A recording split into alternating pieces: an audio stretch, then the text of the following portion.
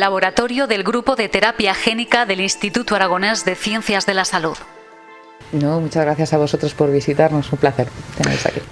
¿Qué es el CIBA? ¿Dónde nos encontramos? Y sobre todo, lo más importante, ¿qué servicios alberga? ¿Qué institutos trabajan aquí? Porque, bueno, lo primero hay que decir que es la sede del IACS, del Instituto Aragonés de Ciencias de la Salud. CIBA es el Centro de Investigaciones Biomédicas de Aragón y fue un proyecto que se inició hace más de una década, un acuerdo, una colaboración entre la Universidad de Zaragoza y el Gobierno de Aragón.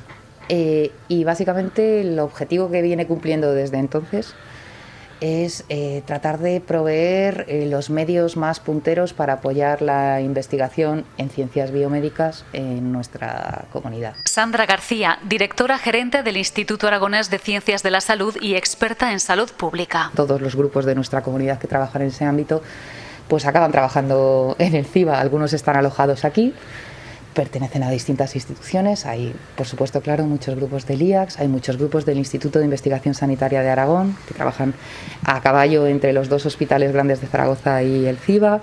Hay grupos de la universidad, grupos mixtos. Y la plataforma de servicios que se ofrece, pues como digo, la idea fue unificarlo todo. Entonces, pues hay servicios de secuenciación, genómica, como mencionabas, servicios de proteómica, un animalario muy potente, de los más punteros de España, cirugía experimental. Me olvidaré de alguno y me matarán mis compañeros, pero hemos hecho un recorrido y esto vale. está apoyado con sonidos y hemos estado en las dependencias. Quiero decir, es una plataforma de 8 servicios distintos, algunos relativamente recientes, por ejemplo el servicio de biocomputación que tiene que ver con toda la gestión de datos, que empezamos con él en 2016. Y bueno, pues eso, se trata de dar servicio, apoyar y atraer toda la investigación desde la más básica. Yo creo que esa es una de las virtudes del CIBA, es la casa de la investigación básica, la investigación clínica. No en vano estamos situados entre el Hospital Clínico y las facultades de Ciencia y Medicina. Rápidamente, ¿qué piensa personalmente, qué siente un responsable, un experto en salud pública cuando oye y crece la amenaza de una epidemia desconocida en la posición que tú representas? Bueno, lo primero lo que te decía, o sea, al principio era como, bueno, esto ya sabemos de qué va. Bueno, pronto nos dimos cuenta de que no. Hacia primeros de marzo aquello ya no respondía a nada. Entonces lo primero que piensas es, bueno, ¿cómo ayudamos, no? ¿Qué es lo que tenemos que proponer? Entonces, lo más inmediato, lo primero que ocupó todo nuestro esfuerzo, y no era de investigación precisamente al principio, era cómo movilizábamos todo el material de protección, todos los equipos de análisis, todos los equipos de investigación hacia el sistema sanitario que los necesitaba. Eso fue un esfuerzo coordinado. Participó la universidad, participó el CSIC, participó ARAID y participó el IACS, enviando para allá todo lo que teníamos en los laboratorios. Lo siguiente fue que se nos pedía, nadie sabía cómo funcionaban las pruebas diagnósticas, nadie sabía cómo funcionaba el propio bicho. Bueno, pues lo primero que hicimos fue evaluar infinitos dispositivos, infinitos, de los que salían de China. Acordaos, es difícil, volviendo la vista atrás, pero es que en aquellos momentos salían todos los días cosas nuevas que se publicaban en internet, que nadie sabía qué validez tenían, que si las había autorizado o no, no sé qué. Bueno, pues mucho del trabajo se destinó a eso, a tratar de poner un poco de orden en eso que ni era evidencia, ni era nada, ni sabíamos qué iba. Seleccionar qué proveedores podían o no podían ser proveedores aceptables para el sistema. Cosas de este tipo. Y lo siguiente ya es el Carlos III y Europa tocan a rebato y dicen, proyectos de investigación, necesitamos investigar en diagnóstico, en tal.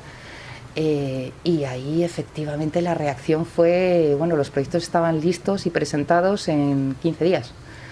Y bueno, Aragón además salió bastante bien favorecido en esas convocatorias. De hecho, hay 6 proyectos aragoneses de primer orden que salieron eso en 15 días y se empezó a trabajar inmediatamente. Pues como muchas otras cosas que nos han ocurrido, pues nos han acabado sorprendiendo, ¿no? Yo no esperaba, primero, que hubiéramos tenido que tener esa oportunidad de demostrar la resiliencia, pero si hubiera tenido que decir que hubiéramos tenido que hacer tanto esfuerzo, habría dicho que que no era posible. José Ramón Paño, médico experto en infecciones e investigador del Instituto de Investigación Sanitaria de Aragón. Y sin embargo yo creo que el esfuerzo colectivo mostrado por el conjunto de profesionales sanitarios ha sido capital y ha evitado que haya habido más muertos hasta el momento. Y creo que la clave es esa, es la sensación de deber o la sensación de necesidad y la voluntad de cumplir con tu obligación, y en segundo lugar el verte apoyado por tus compañeros. Yo creo que si tuviera que destacar alguna sensación positiva de esta pesadilla es ver cómo hemos trabajado más en equipo que nunca, y ese trabajo en equipo nos ha dado más fuerza, a pesar de la cual muchos de nosotros estamos cerca del agotamiento. Miedo, caos, cansancio, todo a la vez, que se impone, esperanza, optimismo también. Es que es una mezcla, ha sido una fuente continua de situaciones estresantes y frustraciones intensas y medidas en el tiempo. Y eso es capaz de deplecionar a cualquiera, de vaciarle o de agotarle. Y han sido más de lo que yo pensaba que era soportable en muchas circunstancias. Muchos hemos estado o han estado al borde de ese surmenage o burnout, como se quiera decir, pero han aguantado. Y bueno, yo creo que eso ha sido fruto un poco del esfuerzo colectivo. Sinceramente, ¿creías que en un año la ciencia, la humanidad tendría una vacuna frente al coronavirus en sus manos, que se puede tocar? Pues la verdad, si me hubieras hecho esta pregunta ahí por marzo o por abril, cuando se empezaba a hablar de posibles vacunas, te hubiera respondido que definitivamente no. De hecho, pues algún compañero tuyo periodista que me lo preguntó en su momento, mi respuesta fue eso, ¿no? O sea, para grupos de investigación que trabajamos en el desarrollo de vacuna, como es mi caso, pues para que te hagas una idea, nosotros estamos desarrollando una vacuna para la tuberculosis que empezamos el desarrollo clínico, la fase 1 de seguridad, en el año 2012. Ahora vamos a terminar la fase 2 y el año que viene está planeado que empiece la fase 3, que se planea que termine en el 2026.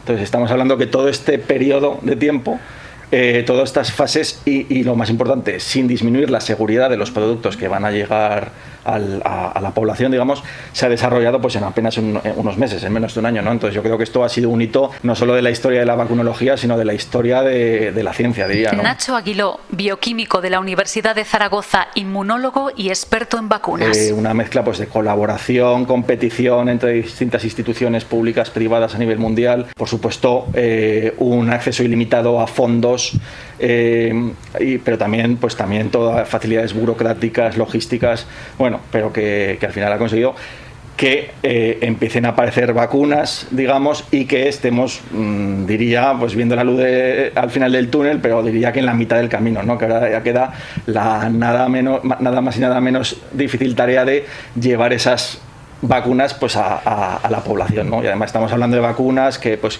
incluso las condiciones son tecnologías nuevas, que incluso pues las condiciones, por ejemplo, que estamos viendo de conservación, pues estamos hablando de menos 80, ¿no? Pues hay que pensar que va a haber nuevos retos en cómo llevar, pues yo que sé, al medio de un país de África, pues una vacuna que tiene que conservarse a menos 80 bajo cero, ¿no? Pero yo creo que como mensaje diría que muy positivo todo este esfuerzo que se ha hecho, y creo que podemos estar contentos como científicos de lo que se ha conseguido. ¿Duermes bien o piensas este virus puede mutar, puede darnos, puede esquivarnos, la vacunación puede no funcionar, las condiciones, la muestra es todavía aún pequeña, aunque es lo suficientemente grande como para hablar de seguridad, de que funciona? En cuanto al virus, yo diría que estamos hablando de un virus, ¿no? Entonces los virus ya por definición son impredecibles. Digamos, la selección natural ocurre en los virus de una manera mucho más rápida de lo que puede ocurrir en cualquier otro ser, ¿no? Pero también, al mismo tiempo, te diré que con los datos que tenemos ahora y con lo que yo he podido leer respecto a otros coronavirus, ¿no? Pero en particular en creo que por lo menos nos podemos consolar que ha sido o está siendo una enfermedad que es más o menos abordable desde el punto de vista del control con una vacuna, ¿no? Estamos hablando que es un virus que tiene un antígeno muy determinado, ¿no? Muy muy definido, muy localizable frente al que dirigir las vacunas, que es la proteína S famosa, ¿no? Y luego además que en principio la tasa de mutación del virus pues no es tan alta como puede ser con otros virus, ¿no? No estamos hablando, por ejemplo, pues del virus del SIDA o del virus de la gripe, ¿no? Que entonces, bueno. Y luego además otra cosa, esta carrera, digamos, por las vacunas no solo ha permitido el desarrollar nuevas vacunas, sino también el desarrollar nuevas tecnologías. Entonces también hay que pensar que, por ejemplo, en caso de que se encuentre, pues como el de la gripe, ¿no? Que pues pueda haber un coronavirus estacional, el desarrollo de las vacunas para una determinada variante del virus no va a costar ni de lejos tanto, ¿no? Sino que todo el esfuerzo que se ha hecho de ver si las vacunas son seguras a nivel industrial, a nivel de logística, pues acelerará mucho la posible implantación de unas vacunas, digamos, de segunda generación. ¿Habrá o no habrá una tercera ola? Bueno, ya sé que no se puede saber, pero las preguntas buenas son las que no tienen respuesta. Hombre, en Zaragoza deberíamos hablar ya de cuarta ola, porque ya es la tercera en octubre, con lo cual estamos ya hablando de la cuarta y ya todo apunta a que ya estamos casi metidos en ella. Entonces, sí. Habrá una cuarta, una tercera, una quinta, una sexta. Va a haber muchas olas de distinta intensidad, de distinta magnitud, dependiendo de las zonas y dependiendo un poquitín de las medidas que vayamos adoptando a lo largo del tiempo. En el momento que nos vayamos relajando, pues habrá probabilidades de que haya un repunte de la enfermedad, y cuando nos seamos más o menos responsables o cuidemos las medidas preventivas, pues conseguiremos controlar esas ondas. Nacho de Blas, veterinario experto en epidemiología. Hasta que o bien se alcance la inmunidad de rebaño o la inmunidad colectiva. Lo de rebaño a mí me sale más porque como veterinario pues me sale de dentro. Sí, de rebaño. Al resto le molesta, pero a mí me gusta. Y somos un rebaño, y a veces más rebaño que inmunidad colectiva, que o bien la conseguimos a las buenas con una vacuna, o a las malas con infecciones en el campo. Entonces, hasta que no alcancemos este equilibrio con el virus, pues tendremos el riesgo continuo de olas. Que nadie se olvide que la vacuna no evita las infecciones. Al menos las que están en este momento no, la mayoría de las vacunas ocurre eso, no evita la infección, incluso muchas veces tampoco evitan que se propague el virus. Cuanto mejor es la vacuna, más cubre el tema de que las enfermedades no se manifiesten como tal, no hay una manifestación clínica, que no se disemine el virus en las personas infectadas. Nosotros en veterinaria siempre lo decimos, cuando yo les explico a mis alumnos que esta vacuna la ventaja que tiene es que evita que se vayan contagiando unos animales a otros. Eso es una buena vacuna. Entonces, pero veremos qué pasa. Nos hemos hecho epidemiólogos todos. ¿Sí? En la sociedad eso me costaba todos los años a los alumnos de primero convencerles de que la epidemiología era algo importante. No se lo acaban de creer. Este año lo tengo muy fácil, o sea, están muy atentos en clase, porque parece ser que es una cosa que interesa. La curva, el número de reproducción básico instantáneo, la tasa de reproducción, los rastreadores, todo eso que se ha incorporado a nuestras vidas, pero sigue primando el sentido común en esto. Efectivamente, lo que tiene que ser es pensar cómo se transmite una enfermedad y cómo podemos atajarla. O sea, de nada sirve saber muchos numeritos y saber muchos conceptos si luego no se aplican en la práctica. Y yo siempre a mis alumnos les digo eso, que se despreocupen de las definiciones y que entiendan el concepto. Que no es importante tanto saber incidencia y prevalencia, la diferencia que hay, que es importante que ellos como futuros usuarios esos términos los manejen, pero que entiendan la diferencia que hay entre los dos conceptos y la aplicación práctica que tiene saber la incidencia y la prevalencia, o la sensibilidad específica de una prueba diagnóstica, o cuestiones pues eso, como la mortalidad y la letalidad, que al principio estábamos un poco que cada uno usaba el término como le da la gana, ¿no? Afortunadamente yo creo que eso se ha mejorado. ¿Ha golpeado la crisis más a la sociedad española por su cultura, por su estructura, o esto no está nada claro tampoco? Bueno, con esto hay que tener cuidado porque además son definiciones que están un poco en el aire. Entiendo que por cultura hablamos de modos de vida y es verdad que ahí el sur de Europa es un poco diferente. Estamos más acostumbrados a vivir al aire libre, estamos más acostumbrados a relaciones sociales más intensas y ahí quizás sí que hay afectados.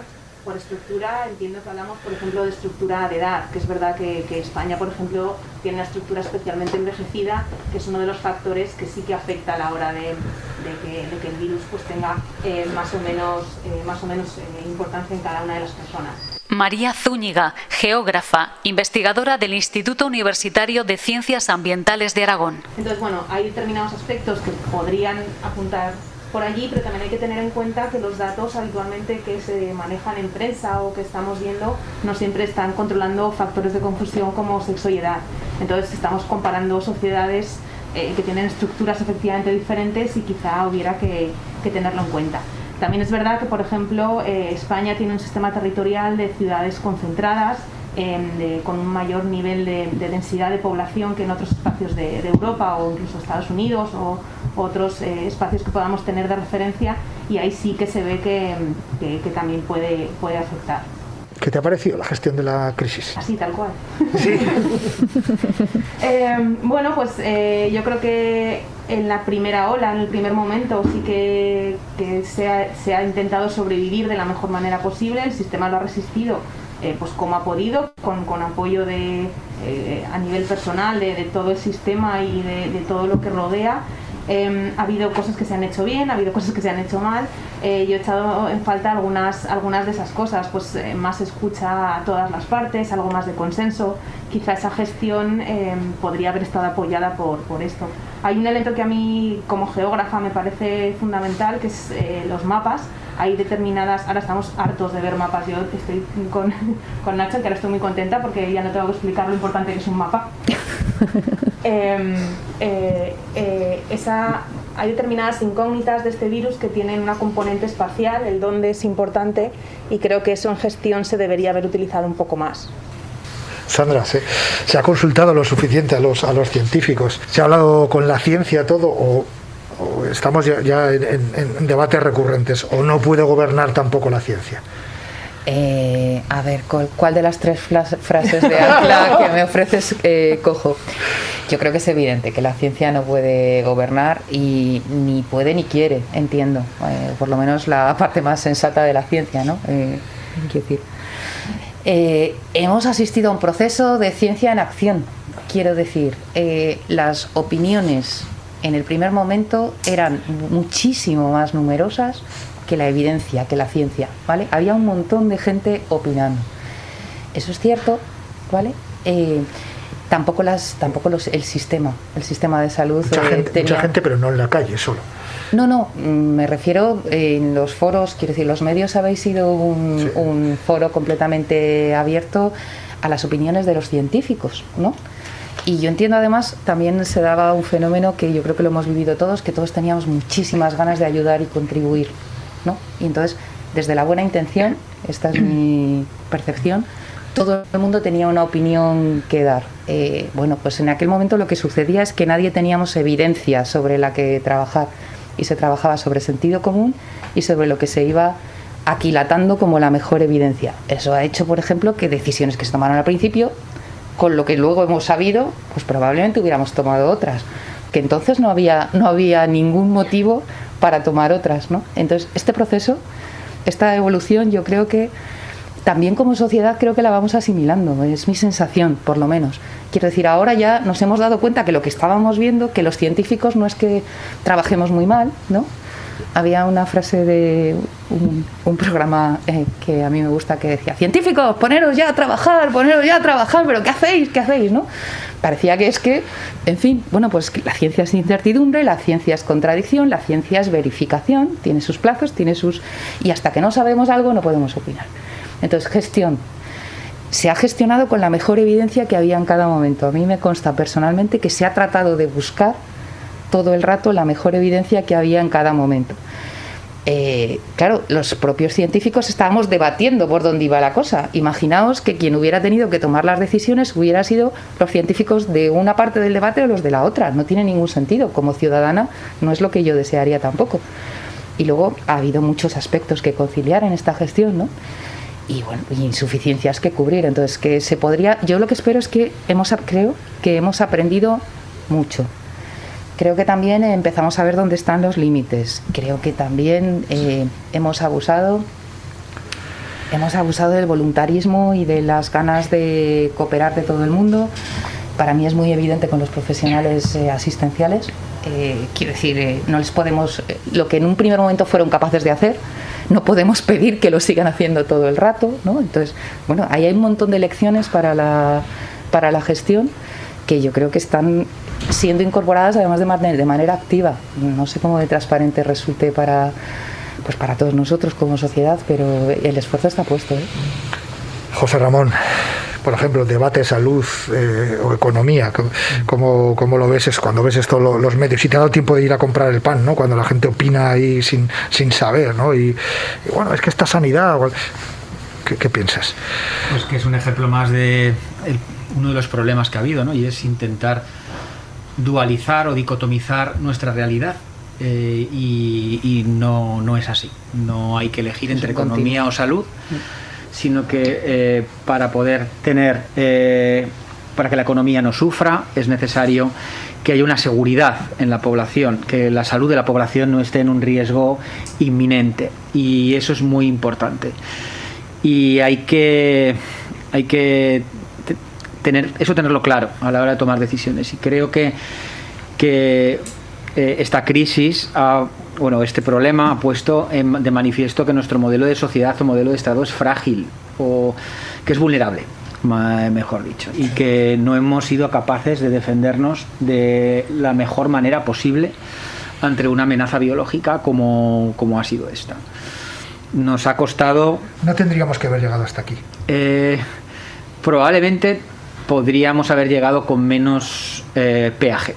Probablemente es fácil decirlo a posteriori. Yo lo que decir que cuando uno mira hacia atrás todo es más fácil, pero hay que ser crítico, ¿no? Entonces yo creo que hemos tenido varios problemas en este sentido. Primero, que nuestro Estado o nuestro modelo de sociedad tiene unas reglas, que tiene una serie de objetivos para garantizar determinados bienes que en tiempos de paz son prioritarios, pero que cuando estamos en una situación de amenaza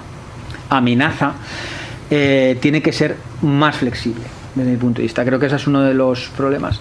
Y aquí es una de las dualidades falsas también, es Oriente versus Occidente, pero incluyendo en Oriente Australia y Nueva Zelanda, que son Oriente geográfico, pero no son Oriente democrático, cultural, etcétera, ¿no?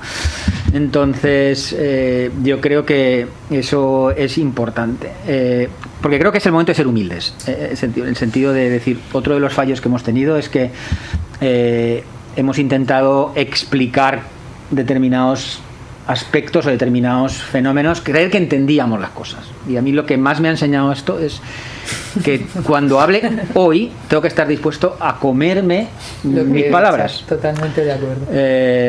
Y eso lo tenemos que tener todos en cuenta. Entonces, otros fallos que yo he visto es también cuanto a esta situación, independientemente del contexto general, eso de que nuestras estructuras no estaban preparadas civilmente para la guerra. Ya sé que es una paradoja, pero es o biológicamente para una guerra, es la estrategia. O sea, yo creo que nos ha costado definir una estrategia macro, y además nos ha costado comunicarla. Hemos tenido graves problemas desde mi punto de vista de comunicación, y la ausencia de estrategia y la ausencia de comunicación macro hace que los individuos pierdan la confianza en las instituciones, y eso hace que todas las medidas que son necesarias tengan un seguimiento, un cumplimiento menor. Entonces, creo que es problema primero de mentalidad, segundo de estrategia, primero estrategia, segundo mentalidad, tercero comunicación. Yo creo que esa es una de las problemas que hemos tenido. Nacho. Yo creo también en este tema de la gestión también que habría que diferenciar, digamos, entre la primera parte de la pandemia, cuando el confinamiento total, y lo que está ocurriendo, lo que empezó a ocurrir a partir de verano, ¿no? Yo creo que la primera parte, como decía Sandra, los propios científicos, ¿no? Nada era evidente, sino que todo eran ideas de por dónde podían ir los tiros. Entonces, bueno, pues se hicieron las cosas pues de qué manera, digamos, matando moscas a cañonazos, ¿no? Digo, pues la única manera de parar eso era cerrar todo, y nada se hacía a sabiendas de si se estaba haciendo bien o mal, ¿no? Pero yo creo que sobre todo a partir de verano, incluso a lo mejor no se pensaba que relajando las medidas tanto se iba a volver tan rápido a una situación parecida. Pero sí, por ejemplo, en este momento, ahora se están relajando las medidas a sabiendas, o sea, con la certeza de a dónde nos va a llevar eso, ¿no? Entonces yo creo que hay que diferenciar eso, ¿no? De cuando haces las cosas sin saber a dónde te van a llevar, y cuando las haces sabiendo que vas a provocar un mal mayor del que quieres evitar. Nacho Nacho de Blas y María también, pero claro, ¿qué mensaje Y esto ya te lo he preguntado alguna vez, Nacho, pero ¿qué mensaje, cómo se lo haces esto entender al hostelero que no puede abrir, al comerciante? Pues es complicado porque seguimos otra vez en la disyuntiva de economía y salud cuando tal disyuntiva no existe. O sea, el problema es que va todo en un solo paquete y lo que tenemos que pensar es que hay que salvaguardar en la justa medida ambas situaciones. O sea, si la economía falla no va a haber recursos para invertir en sanidad y viceversa. O sea, si empezamos a tener problemas enfermos tampoco el tejido industrial, el tejido comercial o económico del país va a funcionar. Entonces aquí es lo de siempre, nos piden soluciones. O sea, no puede ser solamente que a estas alturas casi 10 meses después del inicio de la pandemia estemos todavía con las mismas propuestas de marzo, de se cierra y punto. O sea, ha habido medidas que podrían haberse aplicado, que se podrían estar aplicando, pues se habla mucho del cambio del paradigma de un modelo de transmisión por contacto directo prácticamente muy próximo, contacto de superficies, a que prácticamente ahora el contacto por fomites está casi descartado, o sea, es mínimo, y que la transmisión es por aerosoles, como los veterinarios llevamos diciendo desde el principio, porque no nos olvidemos, y creo que los grandes fallos en la gestión de la pandemia es que se nos ha olvidado completamente a los veterinarios. Llevamos desde 1930 trabajando con coronavirus, sabíamos perfectamente que se transmitían por aerosoles, sabemos que la duración de la inmunidad es breve, sabemos que las vacunas pues no son tan efectivas que podrían ser, sabemos muchas cosas incluso de tratamientos que se estaban utilizando en cuadros similares en gato, y de repente descubrían que la dexametasona funcionaba. Los veterinarios llevan 30 años trabajando con la dexametasona para tratar esos casos de hiperinflamación exagerada. De repente descubrimos que se transmite por aerosoles. No es que se transmita, es que la vacunación en aves se hace por aerosoles, se hace pulverizando la vacuna encima de los pollitos. Entonces vemos que se nos ha dejado un poco de lado, y cosas que ya se sabían se han redescubierto, y parece que hasta que no las publica Oxford o Harvard, pues parece que no son ciencia de verdad. Entonces ahora están redescubriendo algunos tratamientos que parece que pueden funcionar. Volvemos a vez ahora la ivermectina, por ejemplo, es un tratamiento que en veterinaria se usa de forma habitual, y ahora parece ser que es un posible tratamiento que podría funcionar como antiviral. Hay mucho por descubrir, pero yo creo que el haber hecho un enfoque mucho más global, además cuando todo el mundo quería participar, hubiese sido una buena idea.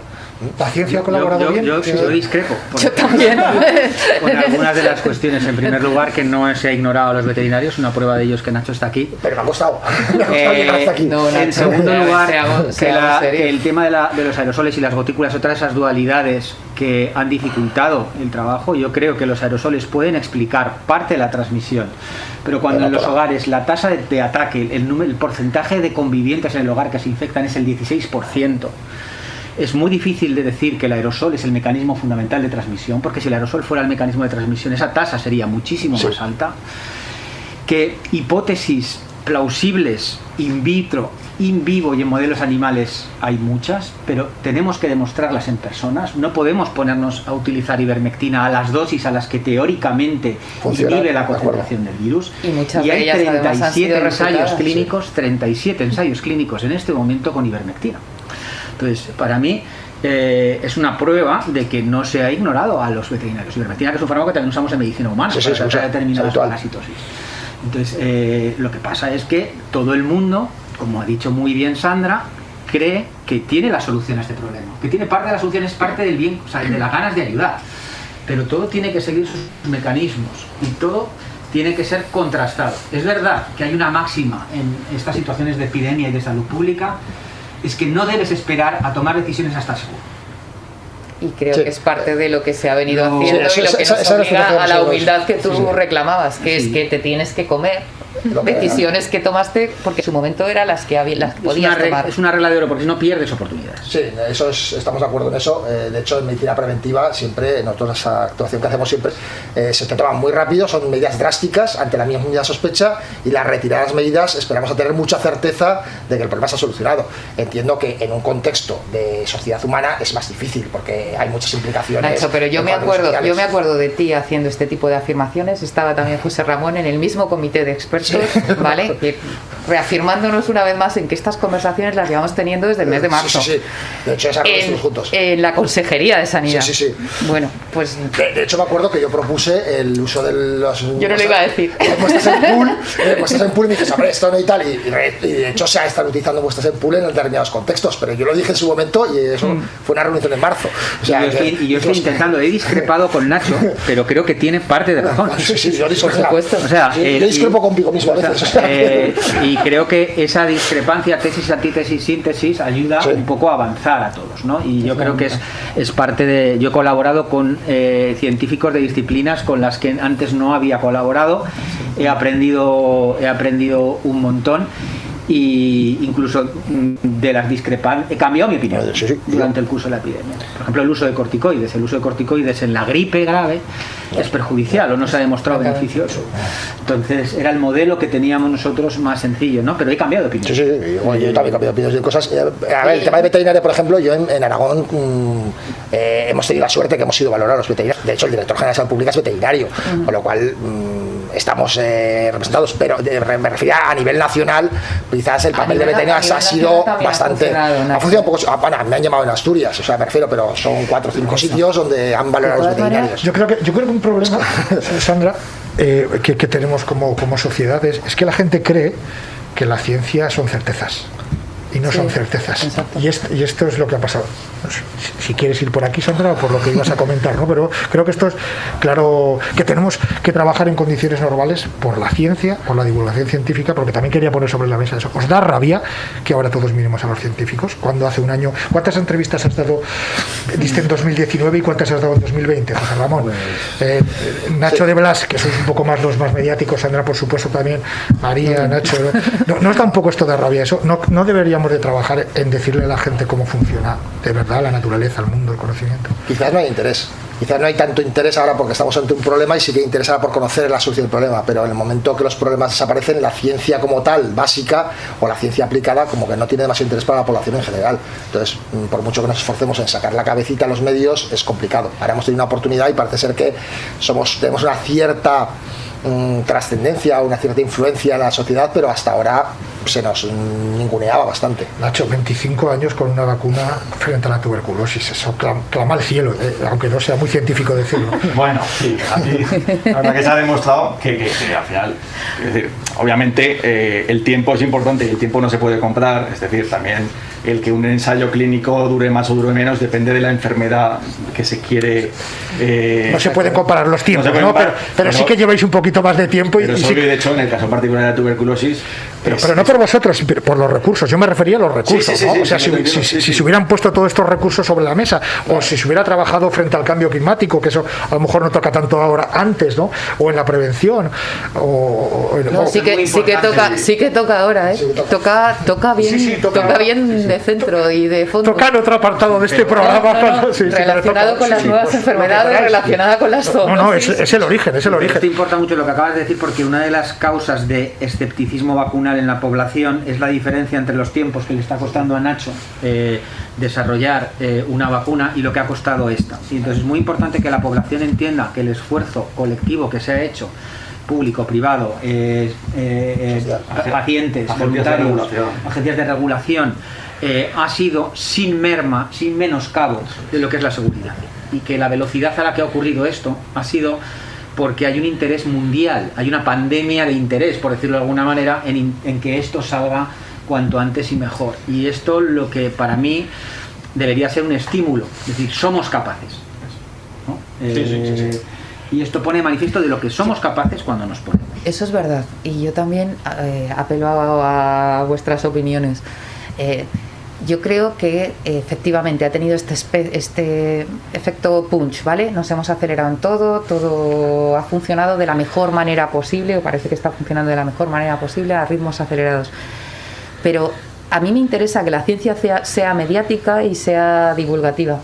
O sea, considero que lo mismo que la gente considera que es inaceptable ser analfabeto, ¿vale? Pues no tener ni idea de ciencia o no tener ni idea de cómo funciona la ciencia es un problema social que tenemos.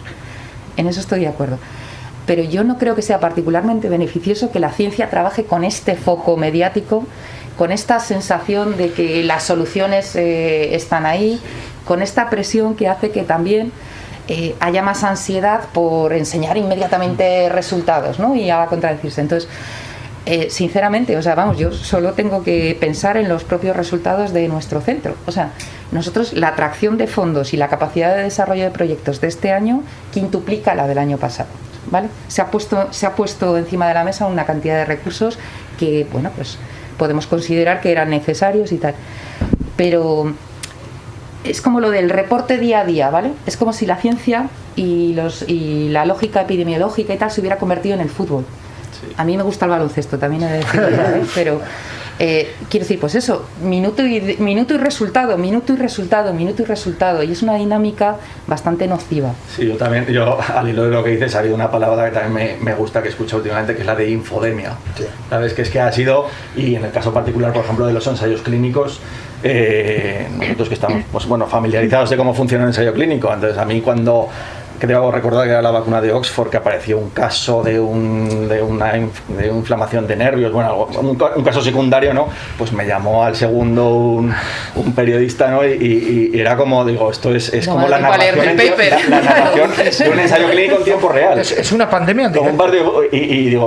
Y entonces yo recuerdo que le dije, digo, si tú analizas el día a día la salud de 40.000 personas, digo, es que te va a salir de todo. Digo, y nosotros, por ejemplo, en el caso de la tuberculosis, que trabajamos en un ensayo clínico en Sudáfrica, en una población pobre, digo, la de efectos adversos que ves mucho más graves que ese, ¿no? Entonces, bueno, yo creo que eso sí que es verdad que ha sido un problema y hay una presión ahí añadida y que también puede mermar algo la confianza de la gente en las vacunas. Claro. Yo sobre lo de infodemia hay otra palabra que me gusta, que es infoxicación, la intoxicación, porque estamos saturados de noticias y muchas veces llegan las más mediáticas, las que quieren salir por trascendencia, y luego descubrimos que son un bluff, que realmente han salido a la prensa porque tenían un titular muy llamativo, y cuando rascas un poquito te encontrabas que no eran tales. Es que humor es lo mismo que esta pandemia ha hecho emerger todos nuestros vicios, y las redes sociales, como toda herramienta que no se utiliza bien, que no se puede utilizar y que es potente, puede ser un vicio fatal. No sé, José Ramón, si y también un poco en línea, no totalmente, pero sí un poco en la misma línea que Sandra, es que yo creo que se ha hecho recaer en la ciencia una responsabilidad que no tenía. Fernando Simón no es un científico, es un técnico. Es decir, es un poco lo que para mí científico, aunque aplique criterios científicos. O sea, yo no estoy diciendo que esté haciendo, o explique los criterios científicos. Y lo digo no por la título de persona, sino como la persona responsable desde el punto de vista de asesorar al gobierno en la toma de decisiones. Es distinto. Científico, por ejemplo, es Nacho, que está investigando el desarrollo de una vacuna. Es decir, está creando conocimiento. Otros tienen que aplicar el conocimiento que existe en situación de incertidumbre. La ciencia es la anti-incertidumbre, pero el que toma las decisiones las está tomando con mucha incertidumbre, y eso hay que entenderlo. Entonces, tratar de decir que todo lo que se hace es ciencia, todas las decisiones están basadas en la ciencia, pero con mucha incertidumbre. Y eso porque la ciencia lleva otro tiempo. Y porque la ciencia hace consideraciones sobre fenómenos físicos, ¿vale? Y las ciencias sociales, y María la tenemos aquí, que nos podrá pues sobre fenómenos sociales. Pero la toma de decisiones tiene que tener en cuenta todos esos factores a la vez. Entonces, efectivamente, o sea, hay que decirle, lo que se le debe exigir a un buen gestor es que sea capaz de interpretar evidencia de esas distintas naturalezas y tomar la decisión que parezca más acertada en cada momento, y lo hará mejor o peor. Eso, pues. Pero hay una disociación. Ciencia es conocimiento, es, iba a decir, infalibilidad. Incertidumbre introduce la posibilidad de fallo o de tener que corregir. Sí, de hecho. Vale, pero la ciencia es ensayo y error, en eso también estamos de acuerdo, ¿no? También, o sea, a mí me cuesta un poco lo de la ciencia infalible frente a la incertidumbre de la decisión aplicada. El método científico asume el fallo, pero las conclusiones científicas son en tantísimas ocasiones hace falta más estudios. Quiero decir, ¿cuántas veces terminamos un estudio completo diciendo se requiere más investigación en este punto, en este, no se pueden sacar conclusiones? Quiero decir, nos trabajamos así todo el día, pero claro, efectivamente para las decisiones que afectan a la sociedad no puedes hacer eso. Porque trabajo en esto. ¿Qué entiende la población cuando les vas hablando esto es científico? ¿El concepto de científico de la población es el mismo que el tuyo? En eso estoy de acuerdo. Pues probablemente no, y cuando les estás transmitiendo, oye, estoy haciendo todo lo que la ciencia me dice, pero el problema es que la ciencia en este momento está pensando a trabajar un tema que no conocía, que es nuevo. Que no existía. No existía. Entonces, hablar de ciencia con tanto porcentaje de incertidumbre es hacer recaer en la ciencia un gran peso en decisiones que, por desgracia, no tenían una explicación todavía científica. Entonces, creo que esa es una de las... desde la estrategia de comunicación, una de las cuestiones que se podían haber matizado de otra manera, pienso, pero más comunicación que otra cosa. Voy a intentar enlazar algunas de las ideas que me surgen cuando os oigo hablar. Respecto a todo el tema de la información, hay varios artículos que hablan de los retos olvidados de la pandemia. Uno de esos retos olvidados es la información por desinformación, por demasiada cantidad de información que la propia sociedad no es capaz de asumir y de interiorizar. Otro de esos retos va muy vinculado con todo el tema social, con todas las consecuencias sociales, emocionales que ha tenido la pandemia, y ahí sí que creo que es donde nosotros podemos de alguna manera dar algunas ideas. Uno de los casos concretos que nosotros hemos trabajado, por ejemplo, ha sido preguntar a la gente cómo estás. Solo eso a nivel emocional, ¿cómo estás? Durante el confinamiento, el Ayuntamiento de Zaragoza hizo una encuesta a la que han respondido más de 5.000 personas, que es un montón para un tipo de encuestas de este tipo, en el que se preguntaba cómo estás, y bueno, la gente no está tan mal como parecía. Lo que pasa es que está de manera diferente por barrios y por espacios, por ejemplo en la ciudad. Y ahí es donde quiero enlazar con el tema de gestión, que en realidad la gestión de la salud tiene que ser desde todas las políticas. El tipo de barrio en el que vives, si tienes más parques o menos, calles más anchas, los barrios tradicionales con calles muy estrechas. Todo esto, las casas, ¿cuántos metros tienes? Nosotros, ahí cuando hablabas de... El virus ataca por igual, pero no nos afecta por igual. Ah, no, claro. Y tampoco ataca por igual. Hay diferencias individuales también, o sea, a la hora de, hay personas que en un momento dado tienen un sistema inmune de una forma o de otro, hay factores que no conocemos. En lo biológico, No, pero en lo social. Hay muchos factores que... Hay demasiados factores. Hay muchos factores que afectan. A mí hay algunos que nosotros al final intentamos espacializar todo para ver si hay patrones y hay aspectos que nos puedan permitir. Esa toma de decisión al final depende mucho de cómo se espacializan las cosas. A mí me resulta curioso porque, por ejemplo, las tasas de incidencia no son las mismas, no tienen la misma distribución, el mismo patrón que las de letalidad. Por ejemplo, el barrio de Delicias tiene tasas de incidencia altas, pero no tiene alta letalidad, solo por cómo es la gente. Uno de los primeros mapas que hicimos nosotros era distribución de hogares con más de 5 personas viviendo en menos de 90 metros cuadrados. Pues la segunda ola cayó allí, en esos espacios, en Delicias, en San Pablo. Pues toda esa información, todo ese Big Data administrativo que ya existía, eso es lo que yo he hecho en falta que no se haya utilizado. Porque eso sí que existía. A la ciencia no le puedes pedir más de lo que puede dar en los tiempos razonables, pero a la gestión de los datos que sí que existen, a esa sí que se lo puedes pedir. Ha sido el talón de Aquiles el Big Data, la ciencia de datos, la comunicación, sí, lo digital. Sí. De hecho, yo creo que es una de las cosas que quería comentarte a la raíz de que estabas hablando de la ciencia. La gente identifica la ciencia como un señor con una bata que está en un laboratorio mezclando probetas. Entonces, si no estás con una bata y tal, hay gente que no lo asume como tal. Yo creo que la parte del análisis de los datos es importante. De hecho, hay una parte de análisis de riesgos que donde se introduce conceptos de incertidumbre, como comentabais antes, que es fundamental para hacer predicciones. Se ha hecho mucha modelización al principio porque todo el mundo se volcó a trabajar se ha mantenido.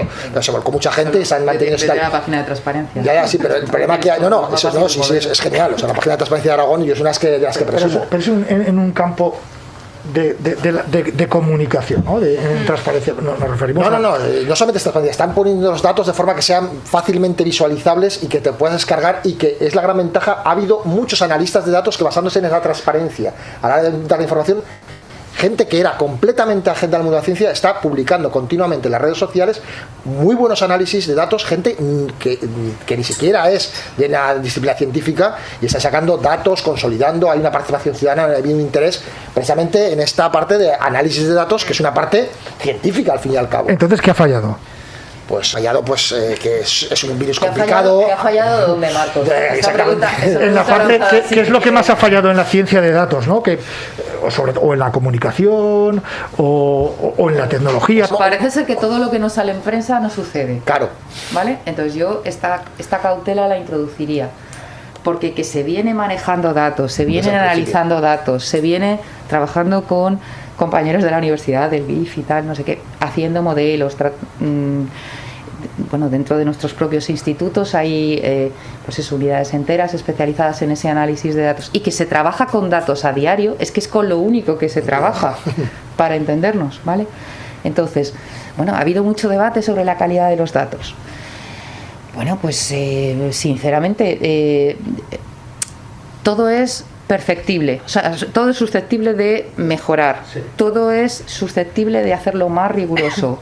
Hay variables que no se recogían, que ahora se recogen de manera sistemática, pero, en fin, vuelvo a la primera. El hecho de que no se salga en prensa o no sea objeto de un paper científico no quiere decir que no se esté trabajando con esos datos y que sea con lo que se funcione, ¿no? Entonces, por eso te pregunto que cuando dices que no ha funcionado, bueno, pues claro. Y yo te respondo que solo planteo, yo no afirmo. Desde la academia, aunque haya sonado como una afirmación.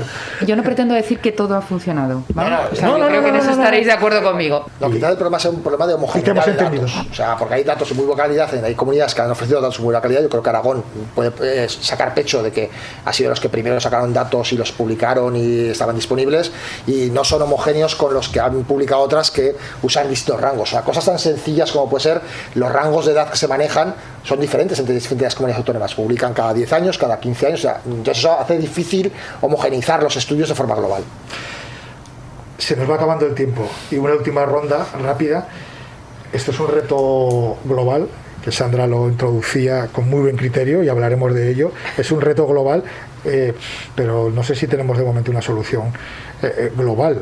¿Cómo veis el futuro? ¿Cómo te ves este año? Mira, ahora nos peleamos por hablar.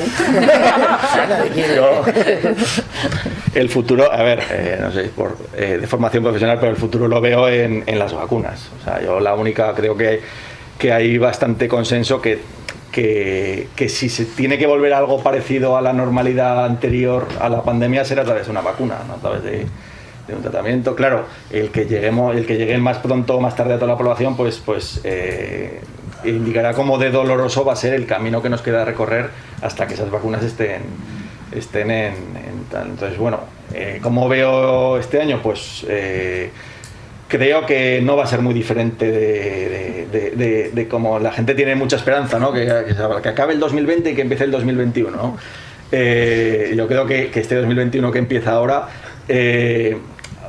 no va a ser, por lo menos al principio sobre todo, no va a ser muy diferente, ¿no? Como decía antes Nacho, pues ahora una cuarta ola, pero bueno, pues no habrá que descartar con más o menos intensidad, pero una quinta, una sexta. O sea, el camino que nos queda hasta que esas vacunas realmente se alcance una inmunidad de rebaño, o sea, yo creo que va a ser largo. Entonces, bueno, pues el mensaje que hay que dar es que hay que seguir al pie del cañón, aunque las medidas sean dolorosas y cueste, pero que hay que hacer pues este tránsito lo más fácil posible, pero va a ser complicado, claro. Sí. Yo coincido con mi tocayo, que realmente la vacuna es la gran esperanza para normalizar la situación, pero hay que ser conscientes de que las vacunas tardan en mostrar su efecto. O sea, que no es empezar a vacunar y vamos a ver un efecto, ya es difícil, ya tarda unos días en aparecer, unas semanas en aparecer el efecto a nivel individual. A nivel poblacional va a ser mucho más tardío en ver ese efecto. De hecho, yo, como profesor de enfermedades infecciosas y de epidemiología, siempre les digo, la mejor solución, la última solución siempre es una vacuna. Y además, el siguiente paso ya es la erradicación, que de momento lo hemos conseguido solamente con 2 enfermedades a nivel mundial: la viruela en el caso de los humanos y la peste bovina en veterinaria. Entonces, las vacunas son la solución para llegar a ese punto. Vacunación universal. Vacunación universal a todo el mundo, en todos los países, porque si no hay que limitar movimientos, etcétera. Pero un solo comentario y tal. El problema es cuando no tienes esa vacuna, hay que buscar estrategias. Yo trabajo con especies donde no son vacunables, los langostinos, por ejemplo, no hay vacuna porque no tienen sistema inmune, no producen anticuerpos, y la solución son medicina preventiva. Entonces, no somos capaces de controlar una enfermedad sin una vacuna, y ahí estamos con el problema anidado constantemente por culpa de esta herramienta que en humanos, en mamíferos la tenemos y en aves, con lo cual la gran esperanza es la vacuna, efectivamente. María. No tengo nada que decir, a que la esperanza es la vacuna, pues estoy de acuerdo. Lo que pasa es que no puede ser solo la vacuna. Yo creo que hay que entender que la salud no es solo cosa de hospitales y cosas de vacunas, sino que está impregnada en todo lo que desde gestión se hace. Entonces hay que tenerlo en cuenta y actuar de esa manera. 23.000 mudanzas se han producido en Aragón y 53.000 reformas. Que la gente está muy aburrida, tenerlo en cuenta. A ver, ahí por ejemplo, hay uno de los fenómenos que decían, pero la gente se ha ido más al campo, la gente se compra una casa nueva. Pues claro, pues si te estás con tú te imaginas otra vez 3 meses metido en tu casa, así, en mi caso tengo 2 niños, a casa de 2 habitaciones, en febrero me cambio, ya te lo digo, o sea, no, es real. Pero que es verdad que sí, que claro, que hay perspectivas nuevas, y una de las cosas que ha pasado es que ha cambiado nuestra concepción de nuestro espacio de vida, que se ha empequeñecido mucho. Nosotros teníamos unos espacios de vida amplísimos, de media hora, de 1 hora, de todos los fines de semana me voy al Pirineo. Esto ya no pasa. Nuestros espacios de vida se han reducido prácticamente a una Zaragoza en concreto de 15 minutos. Que afortunadamente en Zaragoza tenemos un tipo de urbanismo, un tipo de sistema, que tenemos un montón de cosas en 15 minutos. Esas son cosas que desde gestión se tienen que cuidar y que a partir de ahora se tienen que tener en cuenta. Esto unido a sistemas de vigilancia, a sistemas de alerta temprana, todo esto, la salud pública debe reforzarse, que al final principios básicos de alma ata, en fin, todas estas cosas que se hablan en general, pues ponga usted recursos, los servicios de salud pública tienen que ser mucho más potentes, y se ha demostrado ahora. Sí, porque esta vez hemos tenido suerte, la vacuna ha aparecido pronto. Claro, podríamos haber estado... La vacuna tarda en aparecer. Con el SIDA llevan 40 años buscándolo y están en ello. Y va a ser el día siguiente. Pues aparte de, efectivamente, la vacuna. Pero yo voy a seguir un poco por donde iba María. O sea, yo creo que una de las cosas que nos ha sucedido es que nos ha cambiado muchísimo la percepción del mundo, de nuestro mundo, de lo que es necesario, de lo que es imprescindible. No voy a soltar el típico discurso humanista, tampoco creo que vayamos a salir mejores de la pandemia. Esta es la única concesión que hago a la visión personal que me pedías, Marcos. No creo que vayamos a salir mejores. Lo que sí creo es que lo que no podemos salir es más ignorantes, y hemos tenido una cantidad de lecciones muy bestias. Hay cosas que tienen que ver con vertebración del territorio, que en esta comunidad autónoma son particularmente relevantes. María aludía a Zaragoza, la vivencia, la visión, la relevancia de esta misma situación en otras partes del territorio puede haber sido mucho más positiva, mucho más apurada, dependiendo, ¿vale? Desde luego lo que está claro es que el valor ha cambiado. El teletrabajo, que lo podemos considerar una maldición o lo podemos considerar una bendición. Nuestra manera de concebir qué es colaborar. Todo el mundo odia los Zoom, todo el mundo odia pero lo cierto es que la interacción es continua, total y frecuente, como antes solo podíamos hacer moviéndonos. El viaje, una producción de Aragón Radio.